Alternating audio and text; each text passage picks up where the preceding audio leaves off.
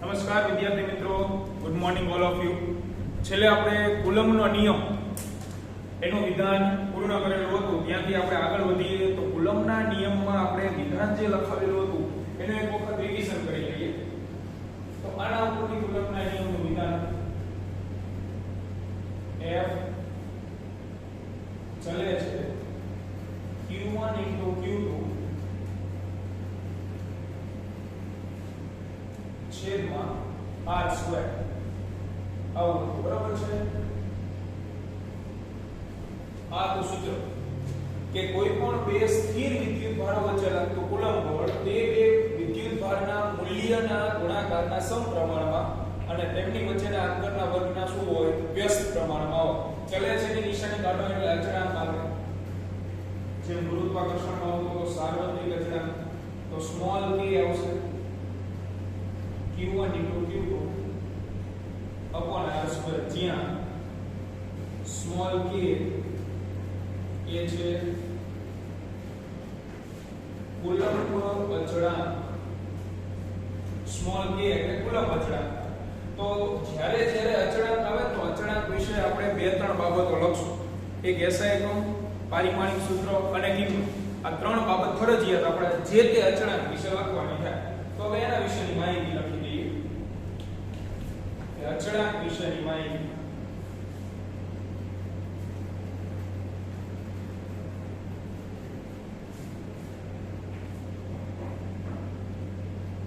જે તમારે MCQ માં કામમાં આવશે. બરાબર. ચાલો અચળાંક વિશેની માહિતી મેળવીએ. તો સૌથી પહેલા મારે એનો SI એકમ બનાવવો છે.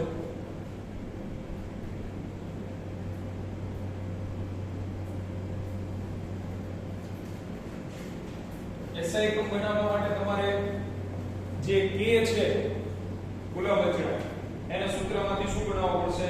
કર્તા બનાવવો પડશે. તો કર્તા બનાવી દઈએ k ને. k ના સૂત્રમાંથી તમે કર્તા બનાવો જોઈએ.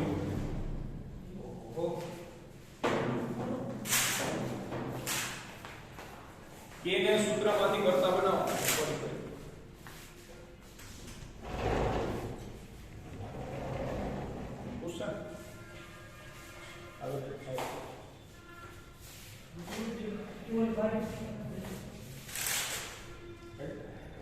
આપણે k ને સૂત્રમાંથી જે છે એ કર્તા બનાવીએ. તો બનાવો કર્તા k એટલે સૂત્ર શું બની જશે? તો k બરાબર r સ્ક્વેર આ બાજુ આવતું રહે એટલે f r સ્ક્વેર છેદમાં q1 q2. આ આપણને સૂત્ર મળે કુલમ્બ અચળાંક. હવે દરેક પદના SI એકમ આપણે મૂકવા માંડીએ. તેથી k નો SI એકમ બની તો મૂકો. ચાલો બળનો SI એકમ શું હોય? ન્યૂટન. અંતરનો મીટર એટલે ન્યૂટન મીટર સ્ક્વેર. અને વિદ્યુતભારનો શું હોય? કુલમ્બ. તો કુલમ્બ સ્ક્વેર. તો આ બની ગયો k નો SI એકમ. નીટમાં અમુક વખત પૂછાય છે અથવા ગુજકેટમાં પણ અમુક વખત પૂછાય છે કે CGS એકમ શું થાય? તો જોડે જોડે લખી દઈએ CGS એકમ.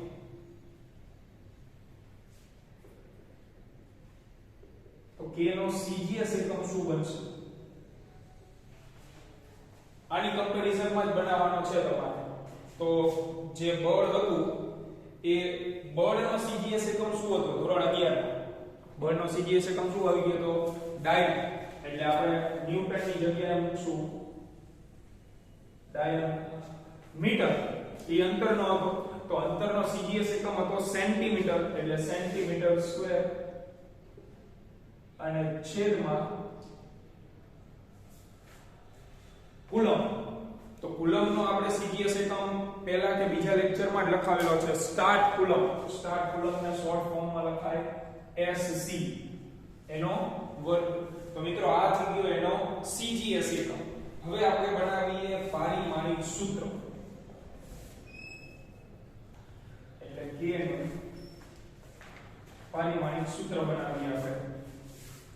તો પારિમાણિક સૂત્ર બનાવવા માટે તમને દરેક પદના પારિમાણિક સૂત્રો જે છે એ આવડવા જોઈએ. ધોરણ 12 માં બે પ્રકારના પારિમાણિક સૂત્રો 12મા ધોરણમાં બે પ્રકારના આવશે. એક એવું આવશે કે જેમાં વિદ્યુતભાર હશે પારિમાણિક સૂત્રમાં, અને બીજું પારિમાણિક સૂત્ર કેવું આવશે કે જેમાં એમ્પિયર હશે. બરાબર? ચાલો મૂકો આમાં દરેકના પારિમાણિક સૂત્ર આપણે મૂકી દઈએ. તો ન્યૂટનનું પારિમાણિક સૂત્ર શું હોય? 112 m1 t-2. ત્યાર પછી મીટર સ્ક્વેર નું શું હોય? L2. જ્યારે છેદમાં કુલમ્બ સ્ક્વેર ની જગ્યાએ શું મુકાય? q ની 2 ઘાત. તો k નું પહેલું પારિમાણિક સૂત્ર તૈયાર. સાઈડ લખી દઈએ આપણે. m1 L3 t-2 અને q-2. તો આ છે કુલમ્બ અચળાંકનું પારિમાણિક સૂત્ર. પણ પહેલા પ્રકારનું આવ્યું કે જેમાં કુલમ્બ હોય. હવે કુલમ્બની જગ્યાએ તમારે એમ્પિયર લખવું હોય તો આપણે શરૂઆતમાં કુલમ્બ વિશે લખાયું. q બરાબર શું લખાય? વિદ્યુત ભાર બરાબર શું લખાય? વિદ્યુત પ્રવાહ ગુણ્યા સમય. કારણ કે I બરાબર q/d હોય. બરાબર? તો q બરાબર I * d. તો q1 બરાબર શું લખી શકો? મૂકો એકમ a1 t1. આનો એકમ એમ્પિયર, આની જગ્યાએ આપણે લખીએ t1. ધોરણ 11 માં કીધું હતું પારિમાણિક સૂત્ર mLt ના સ્વરૂપમાં આવશે 11મા ધોરણમાં. પણ 12મા ધોરણમાં પહેલા ચેપ્ટર થી પારિમાણિક સૂત્રમાં 4 ભૌતિક રાશિઓ આવશે. mLt સિવાય વિદ્યુતભાર અને અમુક જગ્યાએ વિદ્યુત પ્રવાહ. તો q1 ની જગ્યાએ તમે મૂકી શકો a1t1. મૂકો આમાં a1t1 મૂકો. ચાલો આ જે સમીકરણ છે એમાં q ની જગ્યાએ a1t1 મૂકો.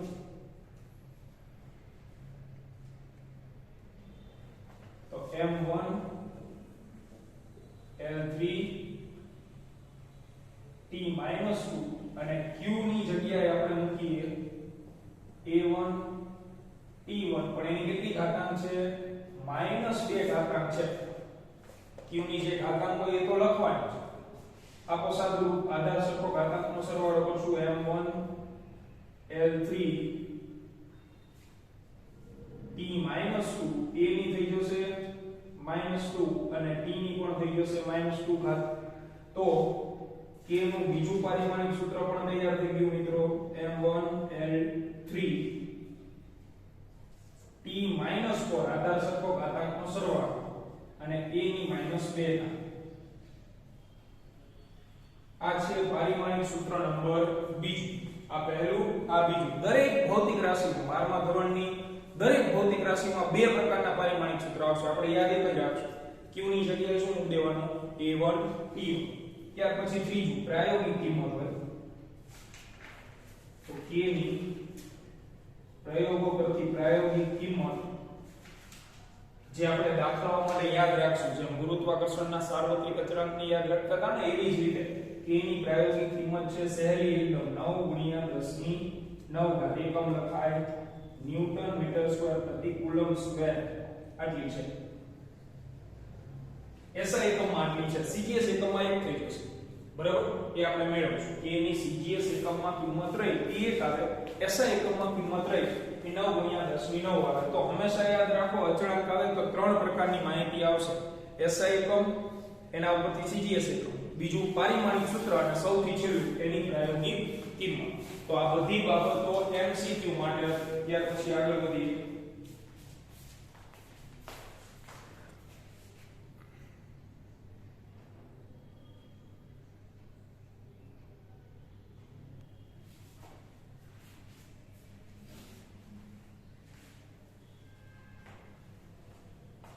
તો હજી MCQ માટેની જ આપણે માહિતી ચાલુ રાખશું. આગળ બીજા અચળાંક આવશે એના વિશેની આપણે ચર્ચા કરીએ.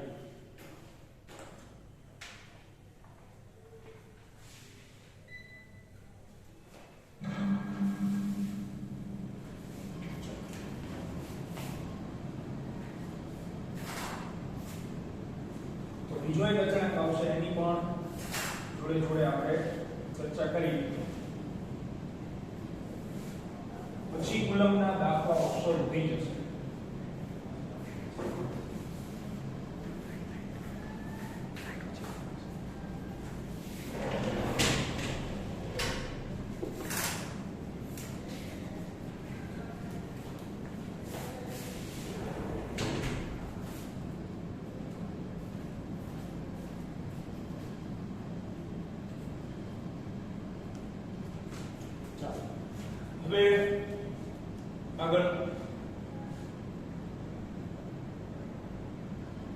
કે ભાઈ શૂન્ય અવકાશ અથવા તો પાતળું માધ્યમ આવા માં રહેલા બે વિદ્યુત ભારો વચ્ચે લાગતું કુલંબ બળ તો શું લખાય? બે વિદ્યુત ભારો વચ્ચે લાગતું કુલંબ બળ F બરાબર A Q1 Q2 છેદમાં R2 આવું આપણે લખીએ છીએ, બરાબર.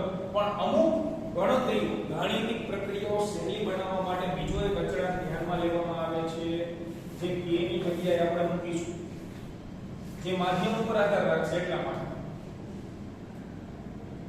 તો અમુક ગાણિતિક પ્રક્રિયાઓ સહેલી બનાવવા માટે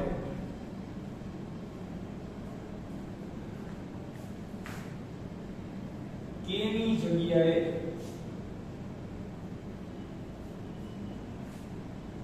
અન્ય અચળાંક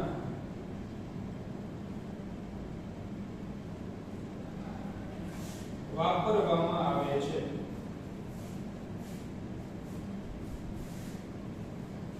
બરાબર. k ની જગ્યાએ ક્યારેક બીજો અચળાંક મૂકવામાં આવે છે અને એ અચળાંકનું નામ છે શૂન્ય અવકાશની પરમિટિવિટી. મૂકી આપો એ અચળાંક છે આવો. k ની જગ્યાએ આપણે મૂકીશું 1/4 પાઈ એપ્સિલોન 0. તો મૂકો એને ઉપરના સમીકરણમાં. તેથી બળનું સૂત્ર બની જશે F બરાબર 1/4 પાઈ એપ્સિલોન 0 Q1 Q2 છેદમાં R2. આવું સૂત્ર બનશે. આને કહીશું સમીકરણ નંબર 1. હવે આમાં જે અચળાંક છે ને એ આવો છે એપ્સિલોન 0. આપણે ગાણિતિક પ્રક્રિયાઓ સહેલી બનાવવા અને વાપરશું. તો યાદ જ રાખો k બરાબર 1/4 પાઈ એપ્સિલોન 0. જ્યાં એપ્સિલોન 0 નું સ્પેશિયલ એક નામ છે. એપ્સિલોન 0 ને કહેવામાં આવે છે શૂન્ય અવકાશની પરમિટિવિટી. શું કહેવાય? શૂન્ય અવકાશની પરમિટિવિટી. અને આનો માસ્યો ભાઈ આવશે 5મા 6ઠા ચેપ્ટરમાં, 4થા ચેપ્ટરમાં આવશે μ0. એને કહેશું શૂન્ય અવકાશની પરમિએબિલિટી. બરાબર. બે હરખા આપે વેબદ જ છે. આપણે ભણશું 4થા 5મા ચેપ્ટરમાં શૂન્ય અવકાશની પરમિએબિલિટી અને આ ચેપ્ટરમાં છે શૂન્ય અવકાશની પરમિટિવિટી. તો આ અચળાંક છે. તો હમણાં જ આપણે વાત કરી અચળાંક વિશે કેટલી માહિતી હોય મિત્રો? 3. SI એકમ, CGS એકમ અને પ્રાયોગિક કિંમત. તો આપણે એપ્સિલોન 0 વિશે 3 મેળવીએ.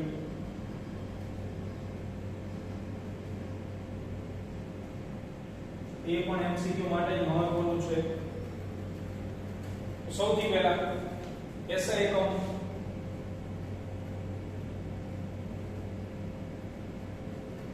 જો તમને k નો SI એકમ યાદ હોય તો એનું ઊંધું કરી નાખવાનું થાય.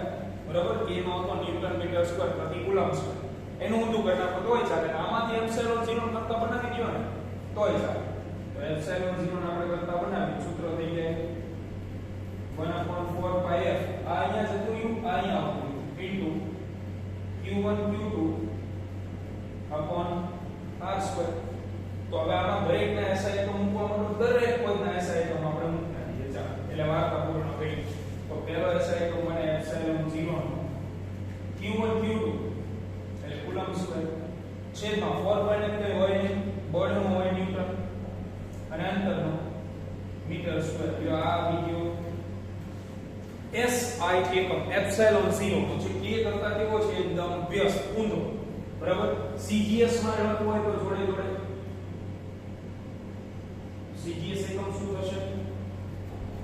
મૂકો કુલમ્બ ની જગ્યાએ સ્ટાર્ટ કુલમ્બ નો વર્ગ છેદમાં ન્યૂટન ની જગ્યાએ ડાયરેક્ટ અને મીટર સ્ક્વેર ની જગ્યાએ સેન્ટીમીટર સ્ક્વેર. તો આ છે એનો CGS એકમ બરોબર. ચાલો હવે બનાવીએ પારિમાણિક સૂત્ર. તો એપ્સિલોન 0 પારિમાણિક સૂત્ર બનાવીએ. તો મિત્રો હમણાં જ કીધું એમ પારિમાણિક સૂત્ર બે પ્રકારના આવશે, કુલમ વાળું, એમપીએ વાળું. ચાલો બનાવી દઈએ. તો એપ્સિલોન 0 નો જે એકમ છે એસઆઈ એકમ એ પ્રમાણે મૂકતા છે. બોલો આ કુલમ નું શું થશે? q ની 2 ઘાત છેદમાં ન્યૂટન ની જગ્યાએ 112 m1 l1 t - 2 જ્યારે મીટર સ્ક્વેર ની જગ્યાએ l2 જો પહેલું પારિમાણિક સૂત્ર તૈયાર બહુ રાજી ખુશીથી m - 1 l ની થઈ જશે 3 પણ ઉપર જાય એટલે -3 t + 2 અને q + 2. આ પ્રથમ પારિમાણિક સૂત્ર. બીજું મેળવવું હોય તો q ની જગ્યાએ શું મૂકવાનું કીધું છે આપણે? a1 t1. તો a1 t1 મૂકીએ q ની જગ્યાએ એટલે બીજું પારિમાણિક સૂત્ર તૈયાર થાય m - 1 l - 3 t2. q ની જગ્યાએ a1 t1 પણ q ની ઘાતાંક કેટલી છે? 2. તો ઉપર આવશે બગડો. તેથી એપ્સિલોન 0 નું બનશે m - 1 l - 3 t ની કેટલી થઈ જશે? 2 અને 2 4. જ્યારે a ની ઘાતાંક 2. તો આ થઈ ગયું એપ્સિલોન 0 નું બીજું પારિમાણિક સૂત્ર. અને આપણું આ જે છે એ પ્રથમ પારિમાણિક સૂત્ર. ચાલો હવે કિંમતની વાત કરીએ. તો કિંમત મેળવવા માટે આમાં જ આપણે વેલ્યુ મૂકશું એટલે આન્સર મળશે. મેળવીએ. ચાલો એપ્સિલોન 0 ની જે પ્રાયોગિક કિંમત છે એને આપણે મેળવીએ.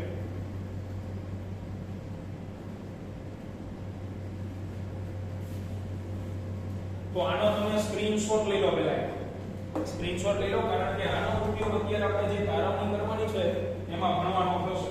એક તારવણી કરશું આપણે કે આ તો બધી વાત જે છે એ શૂન્યાવકાશવાળા માધ્યમ માટે. હવાવાળું માધ્યમ હોય એટલે કે બીજું કોઈ માધ્યમ હોય હવા સિવાય તો શું કરવાનું એટલા માટે જોતા રહીજો.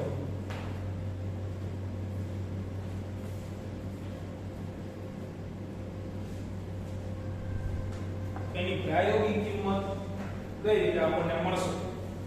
તો પોઈન્ટ નંબર 3 એપ્સિલોન 0 ની પ્રાયોગિક કિંમત. કોઈ પણ અચળાંક માટે મેં કીધું ને બારા વચ્ચે તમને બહુ સુધારો ત્રણેય બાબત મેટર કરે છે. એસઆઈ એકમ, પારિમાણિક સૂત્ર અને કિંમત. તો k બરાબર 1/4 એપ્સિલોન 0 હતું. એમાં એપ્સિલોન 0 બરાબર મૂકી દઈએ 1/4 k. તો એપ્સિલોન 0 બરાબર 1/4 ગુણ્યા k ની જગ્યાએ 9 ગુણ્યા 10 ની 9 ઘાત. આમાં કેલ્ક્યુલેટરનો ઉપયોગ કરો. 0.00885 10 ની થઈ જશે -9 ઘાત. એક અંક પછી આપણે પોઈન્ટ લખીએ તો એપ્સિલોન 0 ની પ્રાયોગિક કિંમત જે તમારે દાખલામાં યાદ રાખવાની છે, નહીં આપવામાં આવે, 8.85 10 ની 1 2 3 એટલે -12. એકમ આવશે એનો કુલમ સ્ક્વેર પ્રતિ ન્યૂટન મીટર સ્ક્વેર. તો આ છે એની પ્રાયોગિક કિંમત. બરોબર. એની યાદ હોય તો તમે મેળવી શકો બહુ આરામ. આગળ વધીએ આપણે. તો હવે ચર્ચા કરશું કે બે વિદ્યુતભાર વચ્ચે કોઈ માધ્યમ મૂકીએ તો શું થાય.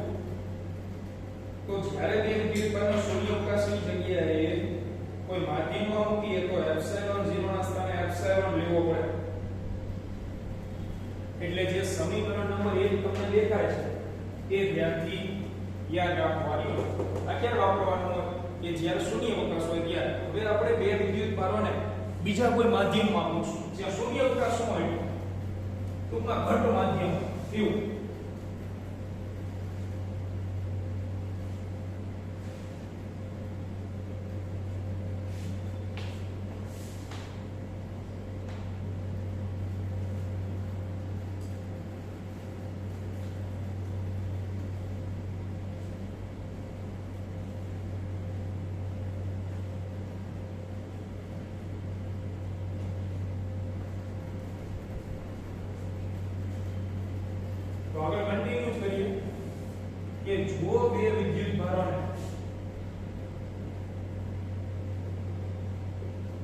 શૂન્યાવકાશની જગ્યાએ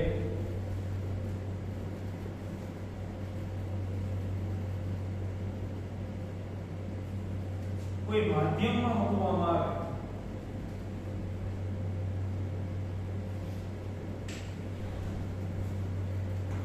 તો સૂત્રમાં ખાલી એક જ જગ્યાએ ફેર પડે એપ્સિલોન 0 ના સ્થાને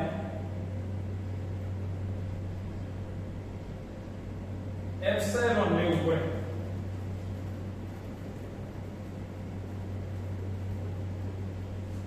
એનો મીનિંગ કે ભાઈ એપ્સિલોન 0 એટલે તો શૂન્યાવકાશની પરમિટિવિટી હતી એની જગ્યાએ તમારે માધ્યમની પરમિટિવિટી લેવી પડે શૂન્યાવકાશની જગ્યાએ જે તે માધ્યમની પરમિટિવિટી यानी એપ્સિલોન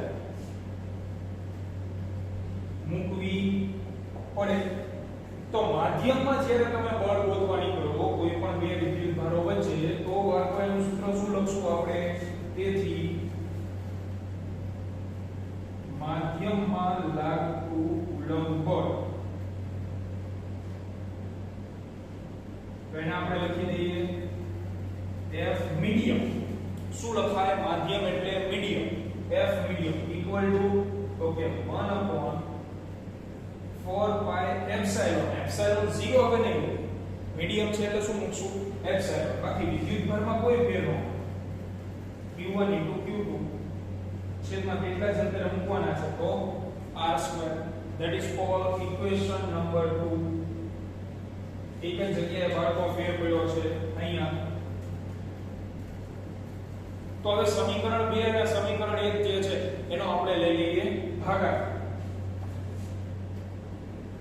તેથી સમીકરણ નંબર 2 ભાગ્યા 1 લેતા તો ડાબી બાજુ F મીડિયમ છેદમાં શૂન્યાવકાશ વાળું હતું સમીકરણ 1 એ તો એમાં આવું બાબત તો બાદ ઉડી જવાનું q1 q2 r2 વાળું આપણે એના સિવાયનું લખીએ તો F મીડિયમ ની જગ્યાએ હું લખીશ 1/4 પાઈ એપ્સિલોન છેદમાં 1/4 પાઈ એપ્સિલોન 0 છેદનો છેદ અંશમાં આવી જશે એટલે એપ્સિલોન 0 અને છેદમાં આવી જશે એપ્સિલોન બરાબર છે આવું પદ એક નવું બને અહીંયાથી એક નવા અચળાંકની વાત આવશે એ નવો અચળાંક છે કે હજી તમે આ બંનેનું વ્યસ્ત કરી નાખો તો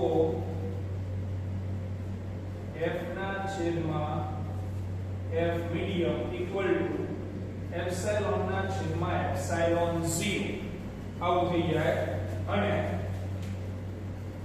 આનું એક સ્પેશિયલ નામ છે આને કહેવામાં આવે છે સાપેક્ષ પરમિટિવિટી હંમેશા યાદ રાખો સાપેક્ષ કોની સાપેક્ષે લઈ આવો જેનું મૂલ્ય તમે જાણતા હો તમને એમ કહેવામાં આવે કે તમારી હાઈટ કેટલી છે તો તમે તમારી હાઈટની કમ્પેરીઝન કોની સાથે કરશો જેની હાઈટ તમને ખબર બરાબર અથવા તમારું દળ 50 કિલો કે 70 કિલો છે તો એની કમ્પેરીઝન તમે કોની સાથે કરી શકો ભાઈ મારું દળ આના કરતા 5 ગણું વધારે છે કે 5 ગણું ઓછું તો તમે જે કમ્પેરીઝન કરો છો સાપેક્ષ કરો છો એ કોની સાપેક્ષે હોય જેનું મૂલ્ય તમે જાણતા હો એપ્સિલોન 0 વિશે જાણીએ છીએ આપણે જો એટલે એને છેદમાં રાખવા બરોબર તો આનું એક સ્પેશિયલ નામ છે જેને કહેવામાં આવે છે સાપેક્ષ પરમિટિવિટી જેની સંજ્ઞા એન્ટિક છે એપ્સિલોન r શું કહેવાનું એને એપ્સિલોન r એટલા માટે સાપેક્ષને અંગ્રેજીમાં કહેવાય રિલેટિવ સગાવાળા નહીં સાપેક્ષ એટલે રિલેટિવ with respect to એમ કહેવામાં આવે ને with respect to આની સાપેક્ષે તો ઈ જે રિસ્પેક્ટ અથવા તો રિલેટિવ છે એની સંજ્ઞા જે છે એ સફિક્સમાં લખવાની આવે જો ત્રણ પ્રકારના એપ્સિલોન આપણે ભણી ચૂકેલા છીએ આજે એપ્સિલોન 0 સફિક્સમાં 0 જોઈ જાવ તો શૂન્યાવકાશ સફિક્સમાં કંઈ ન હોય તો માધ્યમ અને સફિક્સમાં r તો એને કહેશું આપણે રિલેટિવ યાની સાપેક્ષ અથવા એનું બીજું એક નામ છે પાછું બે નામ હોય ને એક જ વ્યક્તિના બે નામ હોય છે કે નહીં એવી રીતે એક જ રાશિના બે નામ અથવા એને કહેવામાં આવે છે ડાઈ ઇલેક્ટ્રિક અચળાંક જેની સંજ્ઞા છે કેપિટલ કે, સ્મોલ કે નહીં. આજનો લેક્ચર બહુ ધ્યાનથી જોઈ લેજો. સ્મોલ કે એટલે કુલંબ અચળાંક અને કેપિટલ કે એટલે ડાઇલેક્ટ્રિક અચળાંક. એ ડાઇલેક્ટ્રિક અચળાંક એટલે જ સાપેક્ષ પરમિટિવિટી. તો આપણે એને અહીંયા મૂકી શકીએ. તો ટૂંકમાં સાપેક્ષ પરમિટિવિટી નો મીનિંગ થશે માધ્યમની પરમિટિવિટી છેદમાં શૂન્યાવકાશની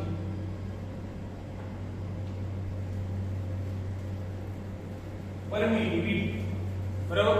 આ બંનેનો જે ભાગાકાર છે, ગુણોત્તર છે, એને આપણે કહીશું સાપેક્ષ પરમિટિવિટી અથવા તો ડાઇલેક્ટ્રિક અચળાંક, જેનો કોઈ એકમ ન થાય કારણ કે બે પરમિટિવિટી નામની જ રાશિઓ છે. આગળ વધીએ.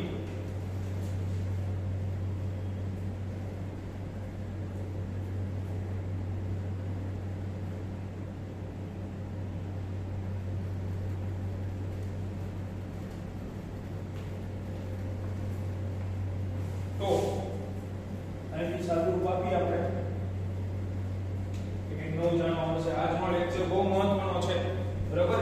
રિપીટ એક વખત ફરજિયાત જોઈ લેવો અને આજે લખાયું એ ફરજિયાત ને બુકમાં વ્યવસ્થિત લખીને લેક્ચરમાં વાંચી લો. કારણ કે અસલી ચેપ્ટરની શરૂઆત જ અહીંથી થાય. આગળની બધી માહિતી હતી ઠીકઠાક હતી.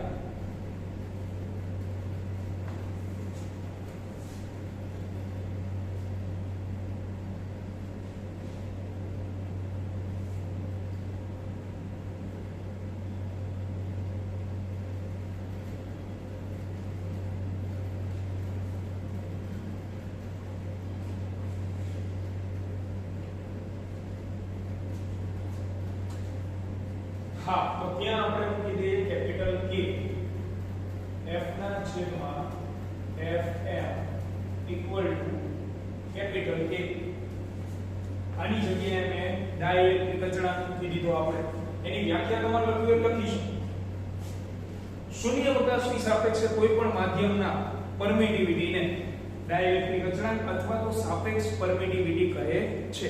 બરોબર છે. અહીંયા F ને જો કરતા બનાવીએ તો F upon K. આનો મીનિંગ કેવો થયો કે ભાઈ જે તે માધ્યમમાં લાગતું બળ એ K માં ભાગનું થઈ ગયું. એની અસર જે છે એ ઓટોમેટિક શું થઈ ગઈ? ઘટી ગઈ. એટલે આ ગુજરાતીમાં આપણે લખીએ તો બે વિદ્યુતભારો માધ્યમમાં હોય ત્યારે લાગતું બળ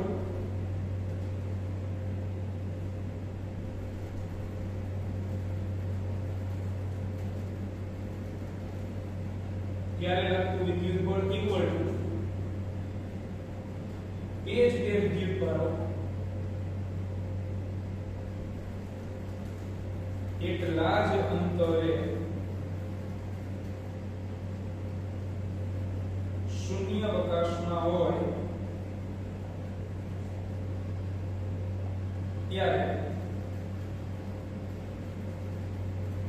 લાગતું વિદ્યુત બળ છેદમાં શું છે તો ડાઇલેક્ટ્રિક અચળાંક.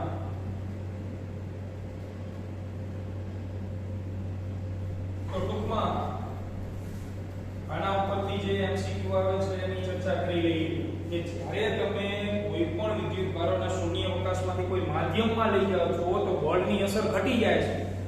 11મા ધોરણમાં વિદ્યુત ચુંબકીય બળ ભણ્યા હતા યાદ હતું ત્યારે આપણે લખાયું હતું કે આ બળ માધ્યમ ઉપર આધાર રાખે છે. માધ્યમ ઘટ તો બળની અસર ઓછી, માધ્યમ પાતળું તો બળની અસર વધારે ઉત્પન્ન થાય. બરોબર છે. તો આ તમારે યાદ રાખવાનું છે કે જ્યારે તમે બે વિદ્યુતભાર વચ્ચે કોઈ માધ્યમ દાખલ કરો તો એની અસર જે છે એ K માં ભાગની થઈ જાય છે અને માધ્યમ દૂર કરો તો આ જ અસર જે છે એ K ગણી થઈ જશે. જો માધ્યમ ઉમેરો તો K માં ભાગની અસર અને માધ્યમ દૂર કરો તો K ગણી અસર થઈ જશે. એટલે IMP પોઈન્ટ છે અહીંયા ને B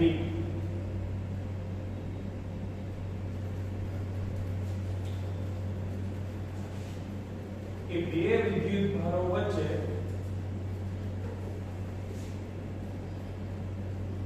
K કે ડાઇલેક્ટ્રિક અચળાંક ધરાવતું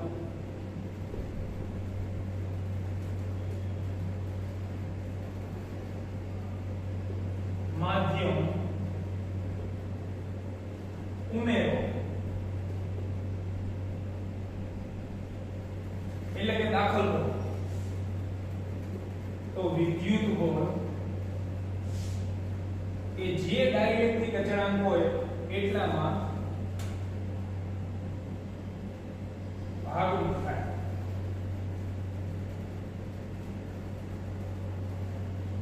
બરાબર. અને જો બે વિદ્યુત ભારો વચ્ચે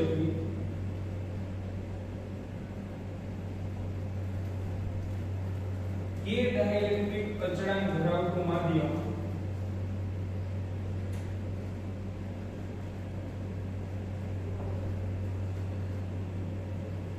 દૂર કરો તો વિદ્યુત બળ કે ગણું થાય. આ યાદ રાખજો, માધ્યમ ઉમેરો તો k માં ભાગનું, માધ્યમ દૂર કરો તો k ગણ. આ એવો ને એવો બીજા બે એમસીક્યુ આપણે લખી દઈએ કે q1 q આ ગ્રેટર ધેન 0 હોય તો બળનો પ્રકાર જણાવો. બોલો કોઈને આવડતું બે નો ગુણાકાર ગ્રેટર ધેન 0 એટલે કે ધન હોય.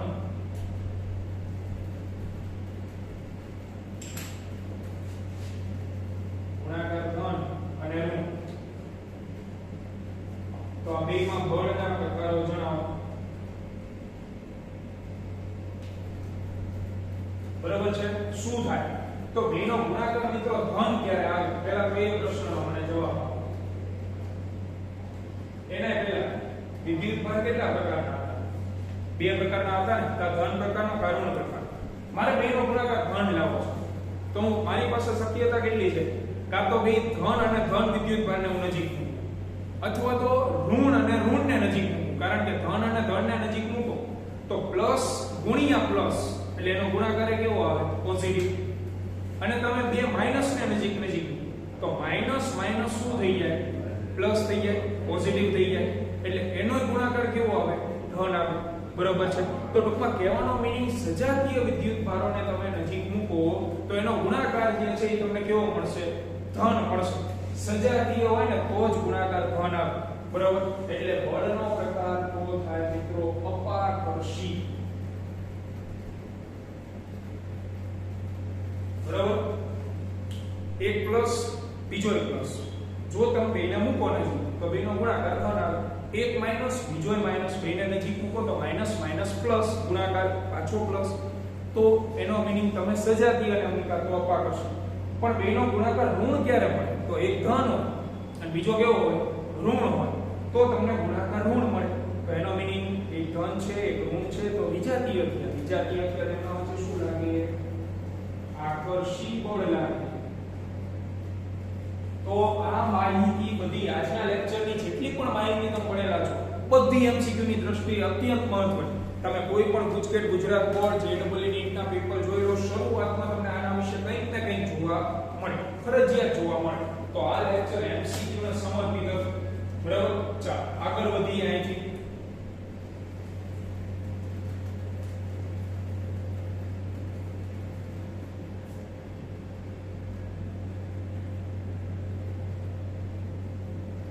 તો સ્વાધ્યાયનો 1.1 નંબરનો દાખલો જો. સ્વાધ્યાયનો 1.1 નંબરનો દાખલો. ચલો હવે આપણે દાખલાઓ ગણવાના છે કુલમ્બના નિયમના. જો રકમ 1.1 નંબરનો સ્વાધ્યાય.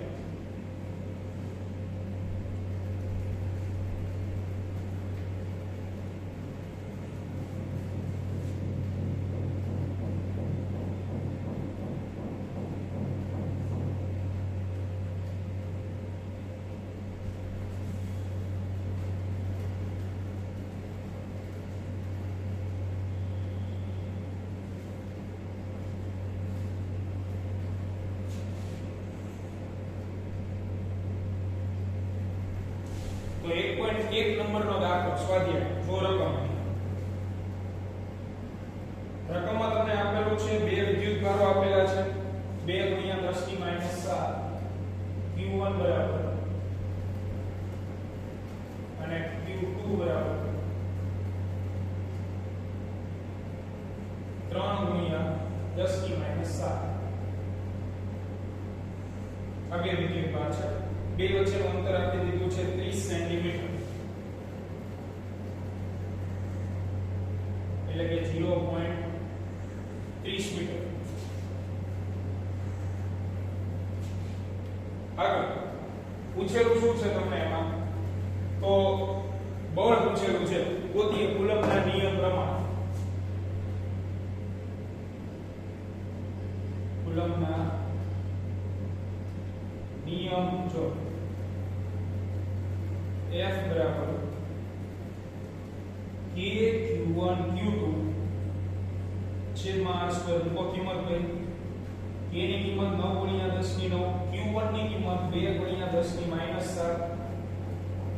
અને Q2 ની કિંમત 3 × 10⁻7 છેદમાં અંતર તો અંતર કેટલું છે 0.30 અને એનો છે વર્ગ તેથી F બરાબર આનો જે પણ જવાબ આવી તો કેલ્ક્યુલેટરની મદદથી જવાબ લઈ લેવાનો 600 × 10⁻5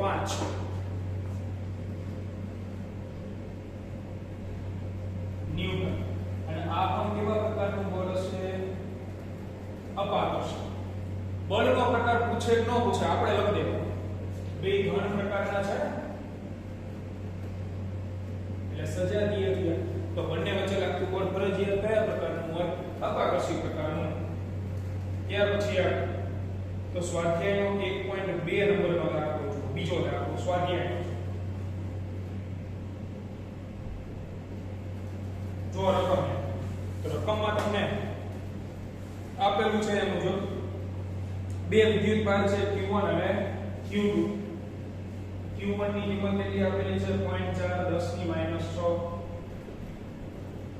કુલમ Q2 ની કિંમત છે 0.8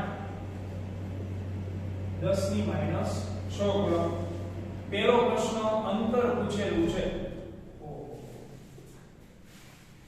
પહેલો પ્રશ્ન અંતર તમને પૂછેલું છે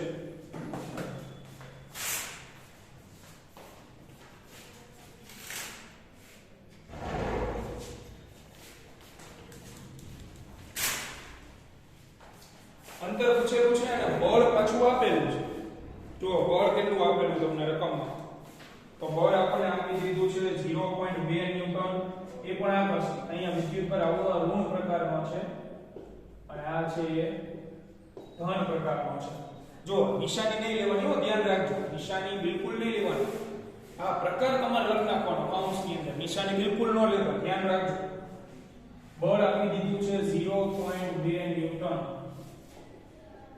અને એ પણ આકર્ષી પ્રકારનું તો આપણે હવે ગોતવાનું શું છે અંતર ગોતવાનું છે તો મુદ્દો કુલમ્બનું સૂત્ર કુલમ્બના નિયમ મુજબ F બરાબર K Q1 * Q2 છેદમાં r². તેથી r² ને કરતા બનાવી દો K Q1 Q2 છેદમાં F મૂકો કિંમત તેથી r² = K ની જગ્યાએ 9 × 10⁹ Q1 ની જગ્યાએ 0.4 10⁻6 Q2 ની જગ્યાએ 0.8 10⁻6 અને છેદમાં બળ તો બળ છે 0.2 આનો હિસાબ કરો તો તમને એનો જવાબ મળે 14.4 ગુણ્યા 10⁻3 હવે અહીંયા ભૂલ નહીં કરવાની આપણે કેટલી વખત કીધું છે કે ઘાતાંક બેકી હોય તો જ વર્ગમૂળ કાઢવા તો બેકી ઘાતમાં અને ફેરવો પહેલા 144 10 ની થઈ જશે -4. હવે તમે વર્ગમૂળ કાઢો તો આનું વર્ગમૂળ નીકળી જાય 12 અને ગુણ્યા 10 ની -2 મીટર એટલે 12 સેન્ટીમીટર જે છે એ જવાબ થાય અંતર. પ્રશ્ન નંબર બીજો કે પહેલા ગોળા વડે બીજા ઉપર બળ લાગે છે તો બીજા વડે પહેલા ઉપર કેટલું લાગે? તો ન્યૂટનના ત્રીજા નિયમ